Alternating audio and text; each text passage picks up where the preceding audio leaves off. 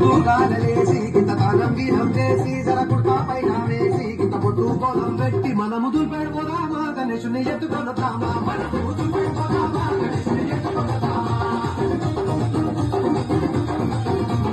చిన్నారా సిండు ఇంకోడు కాడు దిగిండు జబ్బుల పైసలు నోడు గూగుల్ పేనే కొట్టిండు అరే మనం ఏం చేద్దాంరా అరే మెడలు మెడమెడ వెరుస్తున్నాయి మార్బడి దుకాణం గొలుసులు తిరిగి వెళ్దాం మార్బడి